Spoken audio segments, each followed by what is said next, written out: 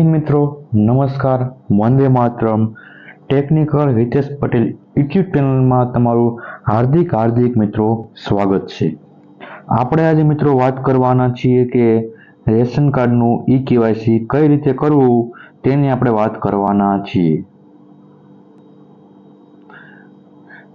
Ration card માટે આપણે screen પર દેખાઈ રહ્યું છે આપણે કે રેશન કાર્ડ ઈ કેવાયસી માટે સારા સમાચાર। રેશન કાર્ડમાં ઈ કેવાયસી માટેની તારીખ લંબાવવામાં આવેલી છે મિત્રો, બરોબર। તો તેની આપણે ખાસ નોંધ લેવી, બરાબર મિત્રો। અને આપણે હવે આગળ વિડીયોમાં જઈએ કે કેવી રીતે તારીખ લંબાવવામાં આવેલી છે, ક્યાંથી કેટલી તારીખ હતી અને કઈ તારીખ લંબાવવામાં આવેલી છે તે વાત કરીએ આપણે, બરાબર મિત્રો। તો આગળ વધીએ। રેશન કાર્ડમાં ઈ કેવાયસી કરવું ફરજિયાત બન્યું છે, બરાબર મિત્રો। રેડ માર્ક આપું છું, વાંચી લેજો, હું પણ બોલતો જાઉં છું જોડે જોડે।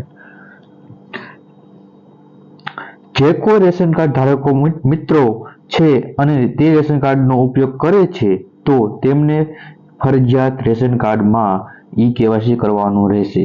તો અત્યારે રેશન કાર્ડ ધારકોને ઈ કેવાયસી જેમણે બાકી છે તેમના માટે સારા સમાચાર આવ્યા છે। સરકાર દ્વારા ની તારીખ લંબાવવામાં આવેલી છે। સરકાર દ્વારા ઈ કેવાયસી ની તારીખ લંબાવવામાં આવેલી છે મિત્રો। તો આગળ વધીએ આપણે। રેશન કાર્ડની અંદર કઈ રીતે ઈ કેવાયસી કરવું, એપ્લિકેશન કઈ રીતે ડાઉનલોડ કર્યા બાદ તેનું રજીસ્ટર કઈ રીતે કરવું તે અંગેની સંપૂર્ણ માહિતી અગાઉ પોસ્ટ આપી છે મિત્રો। ખાસ મિત્રો જોઈ લેજો મિત્રો, મેં વિડીયો પણ બનાવ્યો છે કે માય રેશન એપ્લિકેશનમાંથી ઈ કેવાયસી કઈ રીતે કરવું અને તમને ડિસ્ક્રિપ્શનમાં તમને લિંક પણ મળી જાય મિત્રો, બરાબર મિત્રો।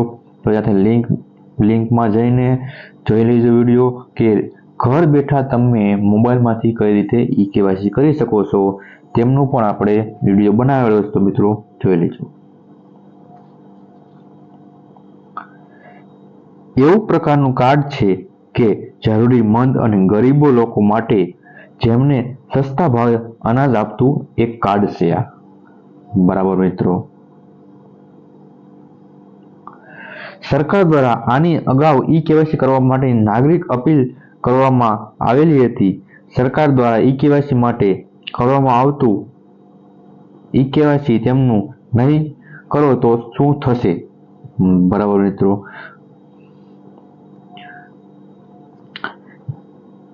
ઈ કેવાયસી કરવાની જે કોઈને પણ રેશન કાર્ડની અંદર વધારાના નામ હશે તેનું ઈ કેવાયસી નહીં થાય અને જે લોકો મૃત્યુ પામેલ હોય અને તેમના નામે અનાજ મળતા હોય તો ઈ કેવાયસી દ્વારા આ પ્રકારને વધારાના નામોને તે ઘટાડશે, બરાબર મિત્રો।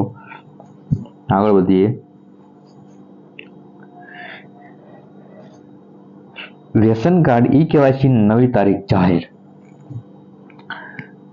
હમણાં આપણે તાજેતરમાં જોયું તો 30 સપ્ટેમ્બર 2024 તારીખ હતી અને હાલ સરકાર દ્વારા 31/12/2024 જાહેર કરવામાં આવેલી છે મિત્રો તારીખ, બરાબર મિત્રો। અત્યારે 30 સપ્ટેમ્બર લગન હતું, હવે સરકારે 31/12/2024 લગન ઈ કેવાયસી આપણે આધાર કાર્ડને રેશન કાર્ડ સાથે લિંક કરો એ જરૂરી છે અને જે કોઈ પણ વ્યક્તિને લિંક કરવામાં આવશે નહીં તેમને અનાજનો જે મળતો લાભ છે તે વ્યક્તિને મળશે નહીં, ખાસ મિત્રો જોઈ લેજો, બરાબર મિત્રો।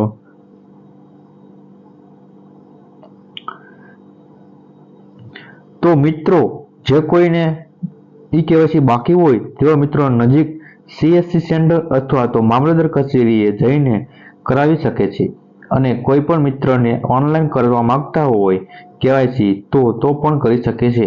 નીચે આપેલ લિંક પણ અમે પોસ્ટ દ્વારા જણાવ્યું છે।